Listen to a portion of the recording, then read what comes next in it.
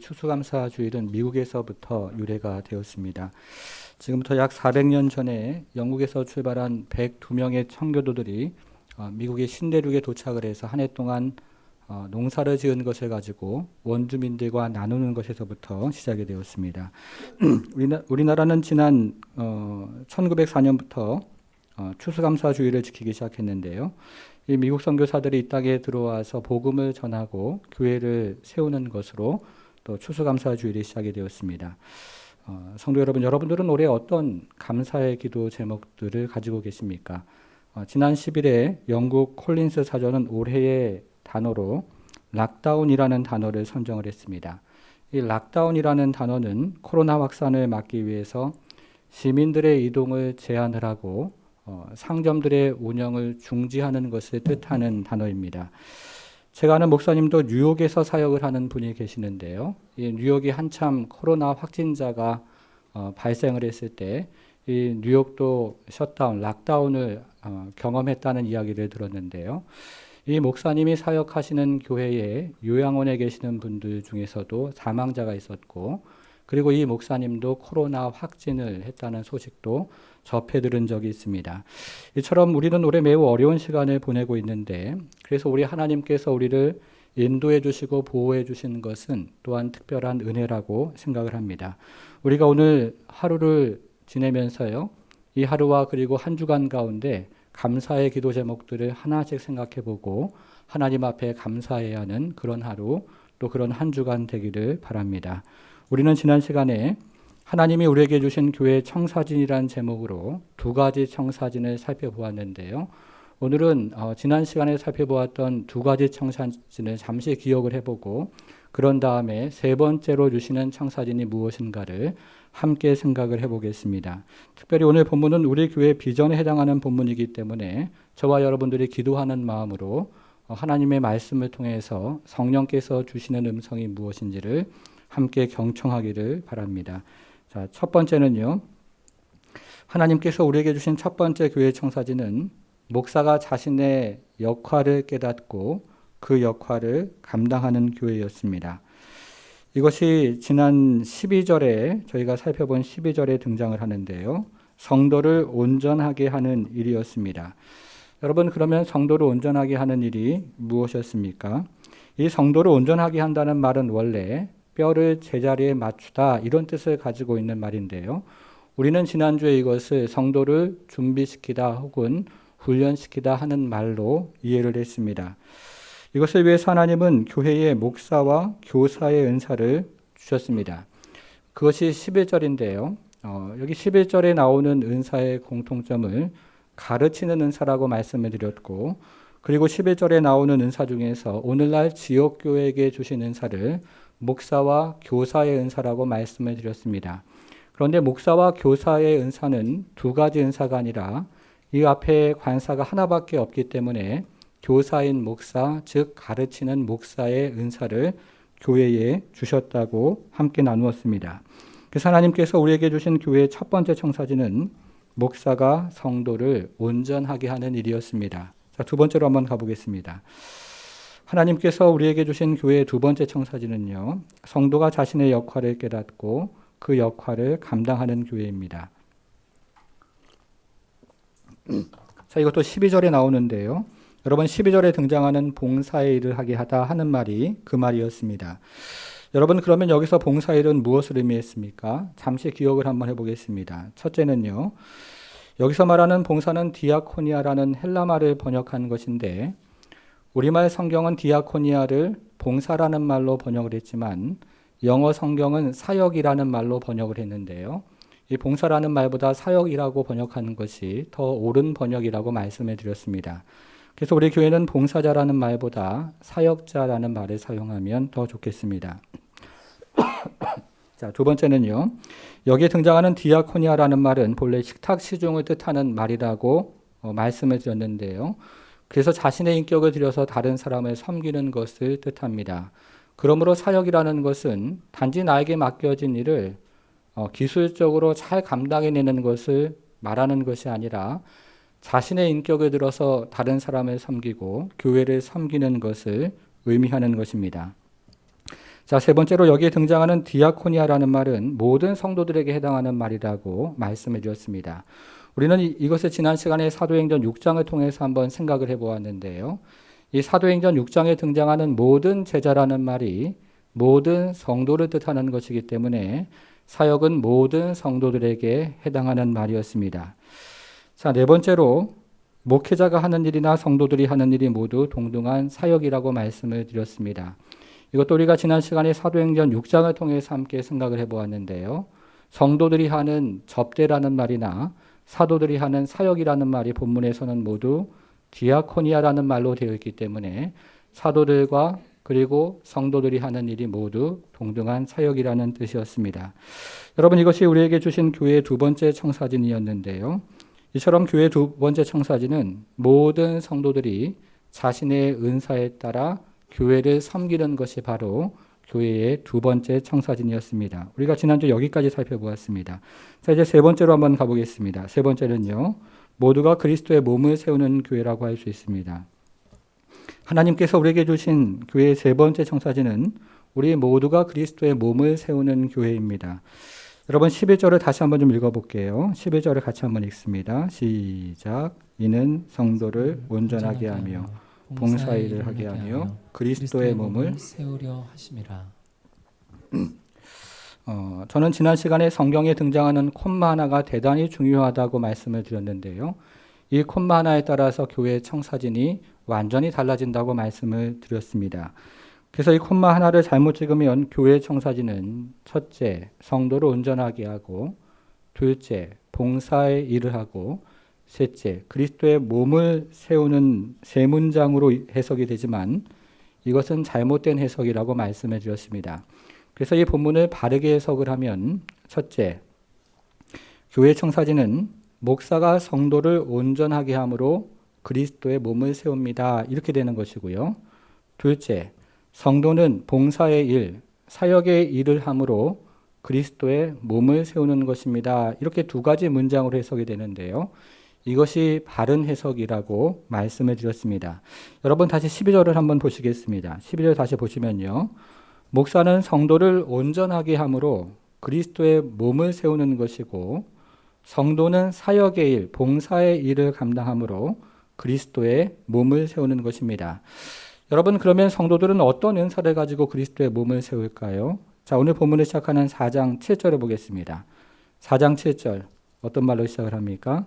우리 각 사람에게 그리스도의 선물의 분량대로, 자, 여기서 은혜라는 말은 은사라고 말씀해 드렸습니다. 제가 제자 훈련을 하면서 아무개 집사님의 은사가 무엇입니까? 이렇게 물으면 대부분의 집사님들은 너무나 겸손해서 목사님 저 은사 없어요. 이렇게 대답을 하십니다. 여러분 그런데 우리가 읽었던 4장 7절을 보니까요. 우리 모든 사람에게 그리스도의 선물의 분량대로, 그러니까 이것은 분량은 각각 다르지만 그러나 모든 사람에게 하나님께서 은사를 주셔서 그리스도의 몸을 세우게 하셨다는 뜻입니다. 너무나 중요한 말씀이시죠. 이것이 바로 교회의 세 번째 청사진입니다. 그래서 교회의 세 번째 청사진은 우리 모두가 각자의 은사를 가지고 그리스도의 몸을 세워가는 것이 하나님께서 교회에게 주신 세 번째 청사진이라고 할 수 있습니다. 여러분 우리는 지금까지 하나님께서 우리에게 주신 교회의 청사진을 하나씩 살펴보았습니다. 정리를 한번 해보겠습니다. 첫째는 무엇입니까? 목사가 자신의 역할을 감당하는 것이고요. 둘째는 성도가 자신의 역할을 감당하는 것이고, 셋째는 모두가 은사를 가지고 그리스도의 몸을 세워가는 것입니다. 자, 그러면 하나님께서 우리에게 주신 이 같은 청사진을 따라서 교회를 세워가면 우리는 어떤 은혜를 경험하게 됩니까? 이제 13절, 오늘 본문에서 가장 중요한 구절인데요. 여러분 13절 같이 한번 읽어보겠습니다. 시작. 우리가 다 하나님의 아들을 믿는 것과 아는 일에 하나가 되어 온전한 사람을 이루어 그리스도의 장성한 분량이 충만한 데까지 이르리니. 아멘. 여러분 우리가 하나님께서 우리에게 주신 청사진을 따라서 그리스도의 몸을 세우면 우리가 다 하나님의 아들을 믿는 것과 아는 것에 하나가 되어서 온전한 사람을 이루어 그리스도의 장성한 분량에까지 이르는 아주 큰 은혜를 경험한다고 지금 말을 하고 있는 것입니다. 여러분, 그런데 여기에 등장하는 말 중에서요, 이 온전한 사람이라는 말을 이해하는 것이 매우 중요한데요. 하나님께서는 영원부터 교회를 계획하실 때 하나님 마음의 중심에 바로 이 온전한 사람이라는 형상이 그 마음 중심에 계셨고, 그리고 지금도 교회를 인도하실 때 바로 이 온전한 사람이라는 형상이 하나님 마음의 중심에 계시는 것입니다. 그래서 저는 온전한 사람이라는 말이 왜 중요한지를 이제 신약 성경 전체와 에베소서를 통해서 잠시 생각해 보기를 원합니다. 먼저 온전한 사람이란 말이 신약 성경에서 왜 중요할까요? 교회를 다니는 분들 에게 익숙한 말 가운데 하나가 제자라는 말입니다. 그렇죠? 우리 교회도 제자 훈련을 하기 때문에 제자 훈련에서 사용하는 이 제자라는 말이 낯설지가 않습니다. 여러분, 그런데 우리가 생각하는 것처럼 이 제자라는 말이 신약 성경 전체에 걸쳐서 등장하는 말은 아닙니다. 여러분, 우리가 지금 에베소서를 살펴보고 있는데요. 이 에베소서에서 제자라는 말이 단 한 번도 등장하지 않는다는 사실을 눈치를 채셨습니까?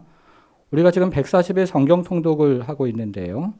바울이 쓴 서신서나 베드로가 쓴 서신서를 포함해서 모든 서신서에도 제자라는 말이 등장하지 않는다는 사실도 눈치를 채셨습니까? 만일에 여러분들이 지금 제가 언급한 성경에서 제자라는 말을 찾아서 저에게 가져오면 제가 오늘 점심을 사드리도록 하겠습니다. 여러분, 그러면 제자라는 말이 어디에 나옵니까? 고린도 전서에 제자라는 말이 딱 한 번 등장하는 것을 제외하면 신약 성경의 제자라는 말은 사복음서와 사도행전에만 등장을 합니다. 신약 성경에서 이 제자라는 말이 거기에만 등장을 하는데요. 특별히 마태복음과 마가복음에서는 예수님의 12제자를 제자라고 말하고 있기 때문에 우리는 예수님의 12제자를 제자라고 생각을 하고 그렇게 부릅니다. 그리고 그 같은 이해를 기초로 해서 한국교회가 아직 제자 훈련에 눈을 뜨지 못했을 때 선교단체들이 선구적으로 제자 훈련을 해왔습니다. 선교단체 제자 훈련의 모체는 노슨 트루트만이 만든 내비게이터 성경 공부이고, 거기서 빌 브라이트 박사가 CCC의 제자 훈련을 만들었습니다. 그 이후에 모든 선교단체의 제자 훈련은 노슨 트루트만의 영향을 받게 되는데요. 그가 평신도 제자 훈련의 지평을 연 것에 대해서는 마땅히 존중을 받아야 하고, 그리고 제자 훈련의 뿌리를 자리매김을 한 것에 대해서도 마땅히 박수를 받아야 하지만 신학을 하지 않은 평신도로서의 한계가 있었습니다. 여러분, 마태복음이나 마가복음이 제자라는 말을 주로 예수님의 12제자에게 사용하는 것은 바른 지적입니다. 그러나 누가복음이나 사도행전은 이 제자라는 말을 매우 광의적인 의미로 사용을 하는데요. 특별히 사도행전은 예수를 믿는 모든 사람에게 전혀 망설임 없이 제자라는 말을 사용을 합니다. 우리가 지난 금요일에 성경 맥잡기를 통해서 사도행전을 함께 살펴보았는데요. 처음에는 개종한 신자들을 믿는 자라고 표현을 하고 제자라고 표현을 하다가 어느 시점에 이르면 믿는 자라는 표현은 사라지고 제자라는 표현만 사용이 됩니다. 그래서 사도행전 6장에서 우리가 지난 시간에 살펴본 것처럼 모든 제자라는 말은 모든 그리스도인을 의미하는 것입니다. 그리고 이방 선교가 본격적으로 준비가 되면서 안디옥에서 그리스도인이라는 아름다운 별명을 얻게 되었습니다. 여러분, 그래서요, 이 믿는 자라는 말, 그리고 제자라는 말, 그리고 그리스도인이라는 말, 이 말은 모두 같은 말로 사용이 됩니다. 그런데 선교단체 제자훈련은 이 같은 명칭을 단계로 구분을 했는데요. 예수님을 영접하면 그리스도인이 되고, 거기서 믿음 생활을 잘하기 시작하면 믿는 자가 되고, 그리고 거기서 훈련을 받고 성숙해지면 제자가 되는 것으로 생각을 했던 것입니다. 그래서 오늘날 한국교회에서 나는 그리스도인입니다 라고 말하는 사람들 중에서 나는 아직 제자는 아닙니다 라고 말하는 그런 오해가 한국교회 안에 생긴 것입니다. 그리스도인과 제자를 분리해서 생각을 한 것입니다. 저는 이것을 한 가지 본문 말씀 예를 가지고 한번 생각을 해보기 원하는데요. 화면으로 마태복음 28장 19절, 20절을요. 같이 한번 읽어보겠습니다. 같이 한번 읽을게요. 시작. 그러므로 너희는 가서 모든 민족을 제자로 삼아 아버지와 아들과 성령의 이름으로 세례를 베풀고 내가 너희에게 분부한 모든 것을 가르쳐 지키게 하라. 볼지어다 내가 세상 끝날까지 너희와 함께 있으리라 하시니라. 여러분 여기서 순서를 한번 잘 생각을 해보시겠습니다. 세례를 받고 그리스도인이 된 후에 제자가 되라 이렇게 말씀한 것이 아니고요. 제자가 된 이후에 아버지와 아들과 성령의 이름으로 세례를 받아라 이렇게 말씀을 하고 있습니다. 그러므로 모든 그리스도인이 바로 제자라는 것입니다. 교회를 3개월 다녔건 30년 다녔건 직분이 있건 없건 그리고 제자 훈련을 했건 제자 훈련을 하지 않았건 믿음이 크건 믿음이 작건 모든 그리스도인은 다 제자인 것입니다. 다른 말로 표현을 하면 그리스도인으로서의 부르심은 곧 제자로의 부르심이라고 할 수 있습니다. 그래서 본 회퍼 목사님은 그리스도인으로서의 부르심은 와서 죽으라는 부르심이라고 그렇게 말을 했습니다. 여러분 그래서 제자 훈련이라는 것은 제자가 되는 훈련을 말하는 것이 아니라 이미 제자가 된 사람들이 제자답게 살기 위해서 받는 훈련인 것입니다. 그래서 나는 아직 제자가 될 준비가 되지 않았기 때문에 제자 훈련을 받지 못합니다. 라는 말은 잘못된 것입니다.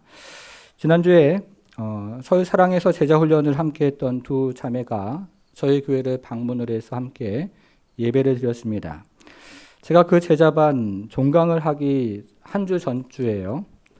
한 주 지나면 이제 종강인데 이제 종강을 하는 날 제비 뽑기를 하겠다고 광고를 했습니다. 우리가 지난 1년 동안 열심히 제자 훈련했으니까 의미 있는 적용을 한 가지 하고 싶은데 이 제비를 뽑은 사람이 선교사가 되는 것이라고 광고를 했습니다. 좀 황당하죠. 아무튼 일주일 동안 모두가 열심히 기도를 했는데요. 여러분 어떻게 기도를 했을까요? 주님 제가 그 제비를 뽑게 해주세요 라고 기도를 하는 것이 아니라 주님 옆에 있는 형제 자매 중에 한 사람이 그 제비를 뽑게 해주세요 라고 열심히 기도를 하고 일주일이 지났습니다. 이렇게 한 주 동안 열심히 기도한 후에 제비를 뽑았는데 그 중에서 나이가 제일 어린 막내가 제비를 뽑게 되었습니다.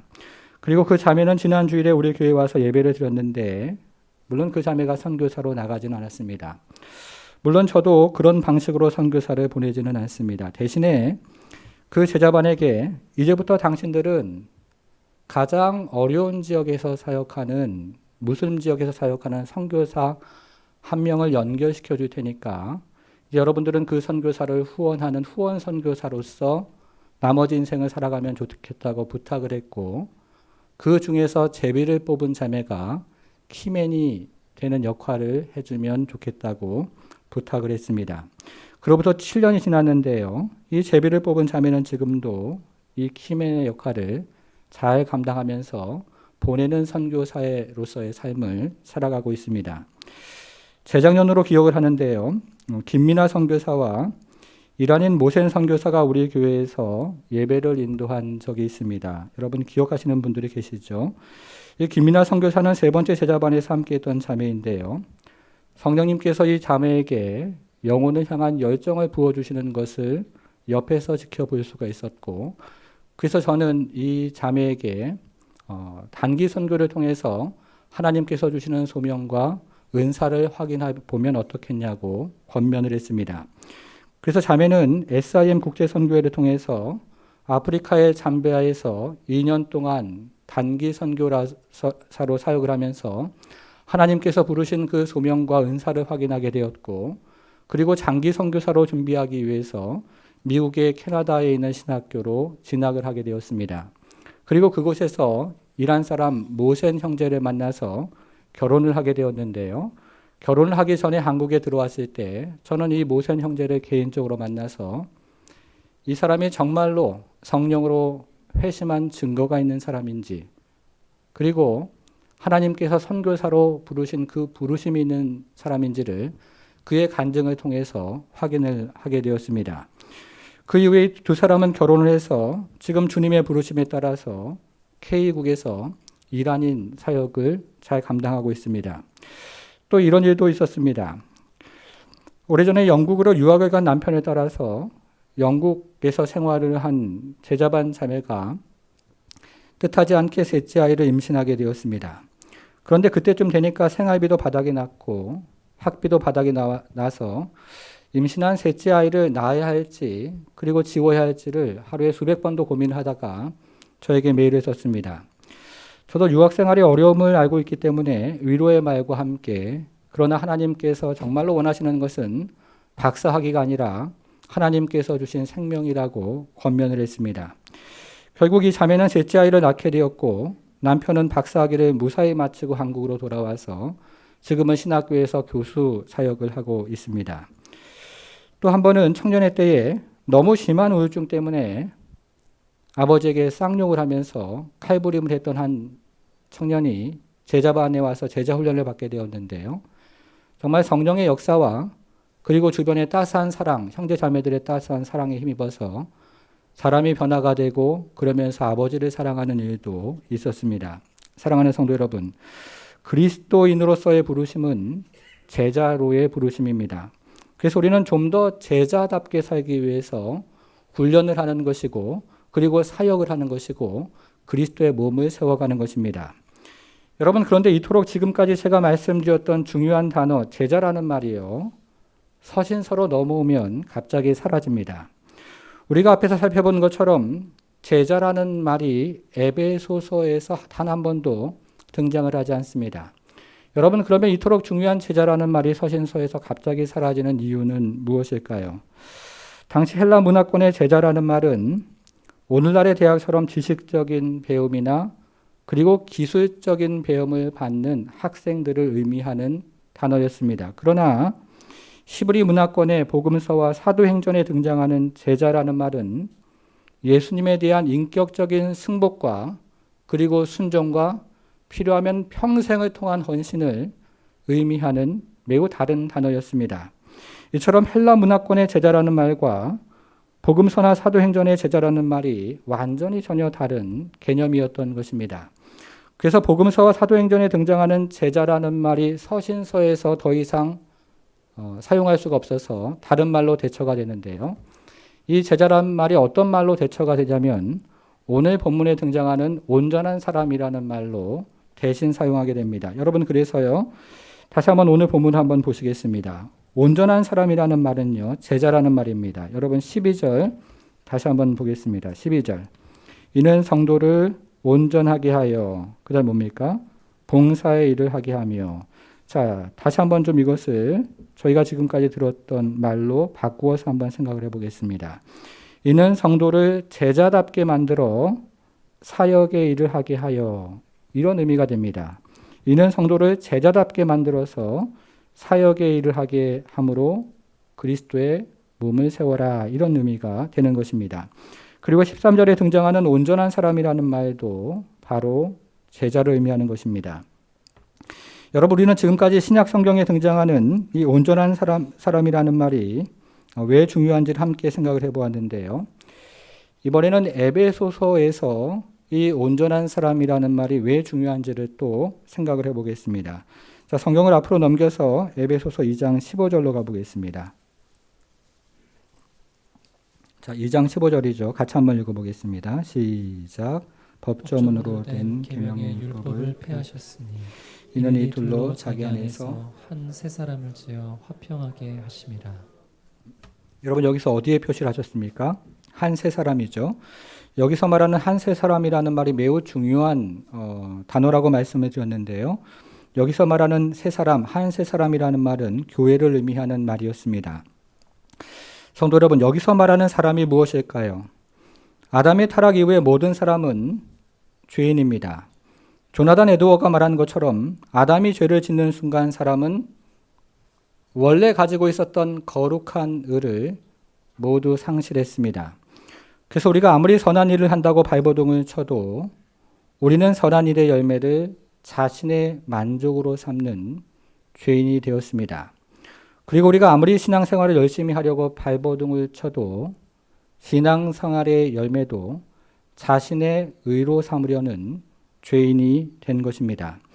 그래서 사도 바울은 의인은 없나니 하나도 없다고 말을 했습니다.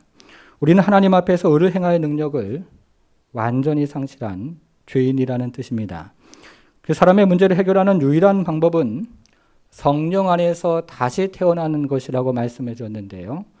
성령 안에서 다시 태어난 사람을 오늘 본문에서 이야기하는 새 사람이라고 표현한 것입니다. 여러분, 그러면 우리는 성령 안에서 다시 태어나기만 하면 되는 것일까요? 성령 안에서 다시 태어난 새 사람이 되기만 하면 되는 것입니까? 절대로 그렇지 않습니다. 오늘 본문으로 돌아와서요. 4장 13절로 가보겠습니다. 4장 13절. 다시 오늘 본문으로 돌아와 보겠습니다. 우리가 다 하나님의 아들을 믿는 것과 아는 일이 하나가 되어, 그 다음 뭐라고 되어 있습니까? 여기 표시를 한번 해보겠습니다. 온전한 사람. 여러분, 어떤 부모도 아기를 낳는 것에만 만족하는 부모는 아무도 없습니다. 어린아이가 한 해가 지나도록 키가 자라지 않고 몸무게가 늘지 않으면 그것이야말로 부모의 커다란 걱정거리가 됩니다. 아이가 청년이 되도록 부모의 말을 알아듣지도 못하고 부모에게 말을 하지 않는다면 그것이야말로 부모의 가장 큰 근심거리가 될 겁니다. 그리고 아이가 어른이 되어서도 부모를 찾지 않고 부모에게 등을 돌린다면 그것이야말로 부모의 가장 큰 상처가 되지 않겠습니까? 여러분, 그것이 바로 우리 하나님 아버지의 마음입니다. 신앙생활한 지 10년이 지나도 하나님 아버지의 말씀을 알아듣지도 못하고 하나님 앞에 나와 말을 하지 않는다면 그것은 하나님의 큰 걱정거리가 될 겁니다. 신앙생활한 지 20년이 지나고 30년이 지나도 하나님 아버지를 찾지도 않고 등을 돌린다면 우리 하나님 아버지의 마음은 과연 어떻겠습니까? 하나님은 우리가 영적인 어린아이의 상태에 머물러 있는 것을 결코 원치 않으십니다. 하나님은 우리가 점점 자라서 장성한 분량에까지 이르기를 원하시는 것입니다. 하나님은 우리가 새 사람에게 머물러 있지 아니하고 점점 자라서 온전한 사람, 장성한 분량에 이른 사람이 되기를 원하신다는 말씀입니다. 여러분, 그러면 우리가 이처럼 온전한 사람이 되는 것, 그것이 왜 중요할까요? 14절을 한번 보겠습니다. 14절. 같이 한번 읽을게요. 시작. 이는 우리가 이제부터 어린아이가 되지 아니하여 사람의 속임수와 간사한 유혹에 빠져 온갖 교훈의 풍조에 밀려 요동하지 않게 하려 함이라. 영적인 어린아이는 두 가지에 연약한데요. 하나는 사람의 속임수라고 되어 있고 다른 하나는 간사한 유혹이라고 되어 있는데요.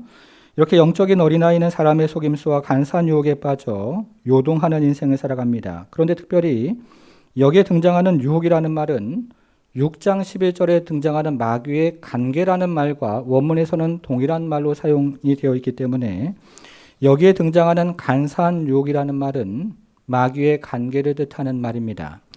여러분, 그러면 마귀의 관계는 무엇입니까? 우리가 지난 시간에 사도행전을 통해서 마귀의 전략을 세 가지로 살펴보았는데요. 첫째는 박해이고, 둘째는 도덕적인 타락이고, 셋째는 하나님의 말씀과 기도로부터 멀어지게 하는 것이었습니다. 저는 오늘날을 살아가는 성도들이 코로나19 상황에서도 이 같은 마귀의 전략을 잘 분별할 필요가 있다고 생각을 하는데요. 마귀는 오늘날에도 동일한 전략을 사용하면서 우리도 하여금 온전한 사람에 이르지 못하도록 역사를 하는 것입니다. 제가 지난 여름 휴가 때 서울의 대기업, S대기업에 다니는 젊은 직장인을 만날 기회가 있었는데요. 이 직장인은 월요일 날 출근을 하면 가장 먼저 하는 일이 주일날 교회에서 어떤 모임에 참석했는지를 모두 적어서 내는 일이라고 했습니다. 그러면서 법적으로 문제가 되지 않을 정도의 핀잔과 눈치를 받는 바람에 서울에는 지금도 교회를 나가지 않는 젊은 그리스도인이 많다는 이야기를 들었습니다. 제가 이 이야기를 듣다가 하도 어이가 없어서 이렇게 물었습니다. 그러면 주말에 나이트클럽을 다녀온 사람들도 적어서 내냐고 물었더니 그렇지는 않다고 대답을 합니다. 나이트클럽을 방문하는 것은 괜찮은데 교회를 다녀오는 것은 안 된다는 겁니다. 성도 여러분, 여러분들은 이것이 단순히 문화적인 현상이라고 생각을 하십니까? 저는 우리가 지금 140일 성경 통독을 하고 있는데 여기에도 분명히 영적인 전쟁이 있다고 생각을 합니다. 마귀는 오늘 하루 성경 읽지 않아도 괜찮다고 속삭이고 이번 한 달 성경 읽지 않아도 살 수 있다고 속삭이고 또 이번 한 해 그냥 넘어가도 괜찮다고 속삭이면서 하루를 넘기고 한 달을 넘기고 한 해를 넘기라고 그렇게 속삭이는 것 아니겠습니까? 그러면서 평생토록 우리로 하여금 말씀과 기도로부터 멀어지게 합니다. 마귀가 우리로 하여금 온전한 사람에 이르지 못하도록 역사를 하는 것입니다. 우리는 지난 금요일에 성경 맥잡기를 통해서 사도행전을 살펴보았는데요. 여러분, 사도행전은 무대 위에서 펼쳐지는 교회의 성장과 그리고 교회의 쇠락의 역사가 그 안에 담겨져 있습니다. 그런데 무대 뒤에 있는 커튼을 활짝 열어 적기면 그 커튼 뒤에는 죽느냐 사느냐를 놓고 영적인 전쟁이 벌어지고 있는데 그 이야기가 요한계시록에 나오는 교회들의 이야기입니다. 우리가 요한계시록 12장을 읽어보면 하나님을 흉내내는 크고 붉은 용이 여자를 공격하는데 그것은 마귀가 교회를 핍박한다는 이야기입니다. 그런데 이것을 사도행전 이야기에 비추어서 읽어보면 마귀의 핍박은 어떤 경우에는 외부적인 박해로 나타나고 어떤 경우에는 내부적인 도덕적인 타락으로도 나타나고 또 어떤 경우에는 하나님의 말씀과 기도로부터 멀어지는 것으로 나타납니다. 그래서 우리로 하여금 온전한 사람에 이르지 못하도록 역사를 하는 것입니다. 사랑하는 성도 여러분, 새 사람은 자라서 온전한 사람이 되어야 하는데요. 저와 여러분은 어느 지점에서 멈춰섰을까요? 첫 번째인 박해입니까? 두 번째인 도덕적인 타락입니까? 아니면 세 번째인 하나님의 말씀과 기도로부터 멀어지는 것입니까? 우리는 이것을 영적인 전쟁임을 분별을 하고 그리고 영적인 전쟁에서 잘 대처를 하고 그러므로 영적인 전쟁에서 승리를 하는 성도가 되어야 하겠습니다. 여러분, 그러면 우리는 어떻게 영적인 전쟁에서 승리할 수 있을까요? 이제 오늘 본문의 마지막 구절인 15절, 16절을 읽으면서 한 가지 적용을 해보겠습니다. 15절, 16절 같이 읽습니다. 시작. 오직 사랑 안에서 참된 것을 하여 범사에 그에게까지 자랄지라. 그는 머리니 곧 그리스도라. 그에게서 온 몸이 각 마디를 통하여 도움을 받음으로 연결되고 결합되어 각 지체의 분량대로 역사하여 그 몸을 자라게 하며 사랑 안에서 스스로 세우느니라. 여러분, 우리가 영적인 전쟁에서 승리하는 오직 한 가지 비결은 성령의 충만함을 받는 것입니다. 여러분, 그런데 에베소서 5장 18절에서 오직 성령으로 충만함을 받으라 라고 말을 할 때 이 말씀은 단수로 되어 있는 말씀이 아니라 복수로 되어 있는 말씀입니다. 혼자서도 성령의 충만함을 받지 못하는 것은 아니지만 서로 연결이 되고 결합이 되어질 때 우리는 성령의 충만함을 경험할 수 있다는 뜻입니다. 여러분, 그런데 교회 안에서 이 같은 신앙 환경이 가장 잘 이루어지는 것이 바로 구역 모임입니다. 교회를 10년 다니고 20년을 다녀도 소그룹에 소속되어 있지 않으면 자라지 않는데요. 그러나 교회의 소그룹에 소속이 되어서 진지하게 하나님의 말씀을 나누고 진지하게 자신의 삶을 나누기 시작하면 성령의 역사로 자라기를 시작합니다. 소그룹에 소속이 되어서 다른 사람에게 이야기하지 못했던 기도 제목과 그리고 마음의 상처와 은밀한 죄를 나눌 때 성령의 강력한 역사를 경험하고 그러면서 우리는 성령의 충만함을 경험하게 됩니다. 더불어서 우리가 신앙생활을 하면서 말씀으로 승리했던 은혜들 그리고 기도로 승리했던 은혜들을 함께 나눌 때에 우리는 더불어 성령의 충만함을 그 안에서 경험하게 됩니다. 그러므로 때로는 우리가 하나님의 은혜를 따라서 저 사람의 있는 문제를 들으면서 그것이 바로 나의 문제임을 깨닫고 그리고 그것을 통해서 통회하는 심령으로 기도하며 하나님 앞에 나아갈 때, 그리고 때로는 저 사람의 간증이 나의 간증임을 깨닫고 축복하는 심령으로 기도하며 나아갈 때 우리는 그 안에서 함께 성령의 충만함과 성령의 능력과 성령의 역사를 경험하는 것입니다. 우리가 이렇게 서로 연결이 되고 결합이 되어져서 성령의 충만함을 경험하면서 그리스도의 장성한 분량에까지 자라가면 우리는 마귀의 계략을 능히 이길 수 있고 이 세상을 능히 이길 수 있는 그리스도인으로 서가는 것입니다. 바라기는 우리 교회 안에 있는 모든 성도들이 하나님의 은혜 가운데 서로 연결되고 결합이 되어서 성령의 충만함을 받아서 마귀의 계략을 이겨내고 세상을 이겨내는 모든 성도가 되기를 주님의 이름으로 축원합니다. 같이 기도하겠습니다. 오늘 받은 말씀을 기억하면서 우리 함께 기도하기를 원하는데요. 여러분, 우리 혼자서는 승리하기가 쉽지가 않습니다. 그러나 우리가 함께하면, 연결되고 결합되면 우리는 이겨낼 수 있습니다.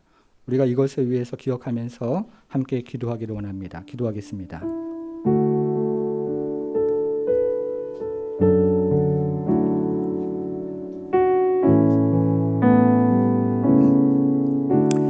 하나님 아버지 우리에게 주시는 이 은혜를 쫓아 하나님 앞에 나아가고 또 우리에게 주시는 이 청사진을 쫓아 하나님 앞에 나아갈 때 우리 사랑하는 성도들이 하나님 아버지 성령의 충만함을 경험해서 온전한 사람을 이루어 그리스도 앞에 장성한 사람으로 성장할 수 있도록 주여 도와주시고 성령의 충만함을 경험함으로 하나님 앞에 참으로 나아가 하나님 아버지 사람의 속임수와 그리고 간사한 유혹에 빠져들지 아니하도록 하나님 도우셔서 성령의 충만함으로 하나님 앞에 나아가는 데가 있도록 주여 도와주시기를 기도하오니 하나님 아버지 서로 연결되고 그리고 서로 결합이 되어서 하나님 주시는 은혜 안에서 참으로 하나의 공동체를 이루어 장성한 분량에까지 성장하는 우리의 모든 성도가 될 수 있도록 우리 하나님 역사해 주시고 은혜를 베풀어 주시기를 기도하옵나이다. 하나님 아버지, 그래서 우리가 참으로 우리에게 주신 역할에 따라 하나님 아버지 그리스도의 몸을 세우는 성도들 될 수 있도록 주여 도와주시고 하나님 주시는 은혜를 따라서 하나님 아버지 세워나갈 때에 온 교회를 성령으로 충만케 하시는 하나님의 은혜와 온 교회를 성령의 능력으로 충만케 하시는 하나님의 역사를 조차 우리가 기도하며 주 앞에 나갈 때 온 교회가 성령의 충만으로 함께하고 그래서 하나님 아버지 세상을 이기고 영적인 전쟁에서 승리하는 교회가 될 수 있도록 우리 하나님 함께하여 주옵소서. 하나님 역사해 주옵소서. 하나님 아버지, 우리 혼자서는 쓰러지고 또 낙담하는 일 많이 있지만 그러나 함께 연결되고 결합이 되어질 때 우리는 그리스도의 하나님 아버지 은혜로 성령의 능력으로 충만함을 경험해서 이 세상을 이겨내고 마귀의 계략을 이겨낼 줄을 믿사오니 우리 하나님 함께 해주시고 우리 하나님 역사하셔서 우리 모든 교회를 성령으로 충만하게 하나님 도와주시고 성령의 능력으로 충만케 하셔서 능히 이 세상을 이기며 마귀를 이기며 영적인 승리를 감당하는 성도 교회가 될 수 있도록 우리 하나님 함께하여 주옵소서. 감사드리며 예수님의 이름으로 기도하옵나이다. 아멘.